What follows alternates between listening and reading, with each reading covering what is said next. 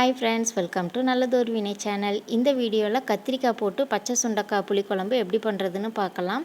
So ஒரு அரை cup அளவுக்கு பச்சை சுண்டைக்காவை இஞ்சி பூண்டு தட்டுற உரலில் போட்டு லைட்டாக தட்டி தண்ணி ஊற்றி கைகளால் லைட்டாக பிசைஞ்சு விட்டு அதோட விதையெல்லாம் போகிற அளவு ஒரு 2-3 தடவை தண்ணி ஊற்றி நல்லா வாஷ் பண்ணிவிட்டு மறுபடியும் தண்ணி ஊற்றி காயை தண்ணியிலேயே போட்டு வச்சிடலாம்.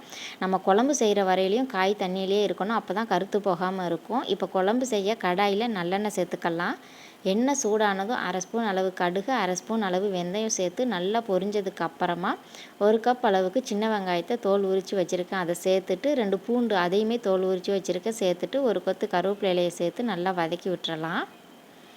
நம்ம இந்த மாதிரி காரக்குழம்பெல்லாம் வைக்கும்போது நிறைய சின்ன வெங்காயம் சேர்த்து செஞ்சால் ரொம்ப ரொம்ப டேஸ்ட்டாக இருக்கும். அது மட்டும் இல்லாமல் சின்ன வெங்காயம் இதயத்துக்கு ரொம்பவே நல்லது. இதே மாதிரி பச்சை சுண்டைக்காய் புளிக்குழம்பு நம்ம சேனலில் இருக்குது, வேணும்னா செக் பண்ணி பாருங்கள், லிங்க் கீழே கொடுக்குறேன்.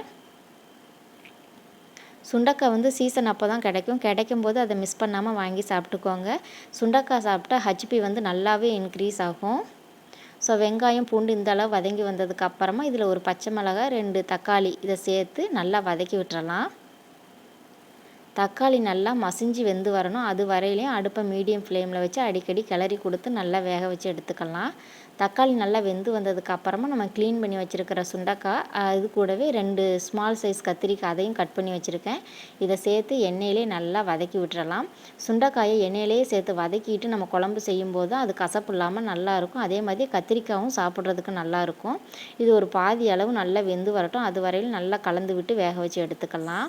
சுண்டைக்காயில் அதிக மருத்துவ குணம் இருக்குது. ஸோ நம்ம வயிறில் எந்த ஒரு பிரச்சனை இருந்தாலுமே இது சரி பண்ணி கொடுத்துரும். அதே மாதிரி சிறுநீரகம், நுரையீரல் இதுலேயுமே எந்த ஒரு பிரச்சனை இருந்தாலும் நீங்கள் இதை சாப்பிடும்போது உங்களுக்கு அந்த பிரச்சனையெல்லாம் கம்மியாகி வரும். மூலத்துக்கு ரொம்பவே நல்லது.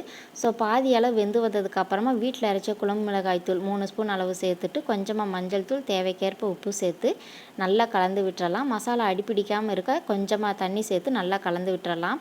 ஸோ குழம்பு மிளகாய் தூள் இல்லை அப்படின்னா காரத்துக்கு ஏற்ப மிளகாய் 2 மடங்கு மல்லித்தூள், கொஞ்சமாக ஜீரகத்தூள் சேர்த்துட்டு நல்லா மிக்ஸ் பண்ணி விட்டுக்கோங்க. நல்ல எண்ணெய் பிரிஞ்சு வந்ததுக்கு அப்புறமா இதில் ஒரு நெல்லிக்காய் சைஸ் புளியை தண்ணியில் கரைச்சி வச்சுருக்கேன், அதை சேர்த்துட்டு குழம்புக்கு தேவையான அளவு தண்ணியும் சேர்த்து நல்லா கலந்து விட்டுட்டு உப்பு செக் பண்ணிவிட்டு தேவைன்னா சேர்த்துக்கோங்க. அடுப்பை மீடியம் ஃப்ளேமில் வச்சு நல்லா கொதிக்க விட்டுருங்க. காய் கத்திரிக்காய் எல்லாமே நல்லா வெந்து வந்ததுக்கு அப்புறமா இதில் ஒரு முக்கியமான பொருள் சேர்க்கணும். ஸோ அது சேர்த்தா தான் இந்த குழம்பு இன்னும் நல்லா டேஸ்ட்டாக இருக்கும். நல்லா தளன்னு கொதித்து வந்துடுச்சு. இப்போ ஒரு தடவை நல்லா கலந்து விட்டுட்டு இதில் ஒரு 1/2 ஸ்பூன் அளவுக்கு நாட்டு சர்க்கரை, அப்படி இல்லைன்னா ஒரு சின்ன துண்டு வெல்லம் சேர்த்து நல்லா கலந்துட்டு ஒரு 2-3 நிமிஷம் அடுப்பை சிம்மில் வச்சுட்டு அதுக்கப்புறமா ஸ்டவ் ஆஃப் பண்ணிட்டீங்கன்னா சூப்பரான காரக்குழம்பு நம்மளுக்கு ரெடி ஆயிரும். இந்த சர்க்கரை சேர்க்கறதுனால நம்ம சேர்த்துருக்கக்கூடிய கசப்பு, புளிப்பு, உரப்பு எல்லாத்தையுமே பேலன்ஸ் பண்ணி நல்ல ஒரு டேஸ்ட் நம்மளுக்கு கிடைக்கும். ஸோ 3 நிமிஷத்துக்கு அப்புறமா நல்ல எண்ணெய் பிரிஞ்சு குழம்புமே சூப்பராக ரெடியாகி வந்திருக்கு. ஸோ நான் சொன்ன இந்த மெத்தடில் நீங்கள் ஒரு தடவை சுண்டைக்காய் போட்டு குழம்பு வச்சு பாருங்கள், கொஞ்சம் கூட கசப்பே இருக்காது. செஞ்சு சாப்பிட்டு பார்த்துட்டு எப்படி வந்ததுன்னு எனக்கு கமெண்ட் பண்ணுங்கள். வீடியோ பிடிச்சிருந்ததுன்னா லைக் பண்ணுங்கள், ஷேர் பண்ணுங்கள். மறக்காமல் நல்லதொரு வினை சேனலுக்கு சப்ஸ்கிரைப் பண்ணி தொடர்ந்து எங்களுக்கு சப்போர்ட் பண்ணுங்கள். வீடியோ பார்த்ததுக்கு ரொம்ப ரொம்ப நன்றி.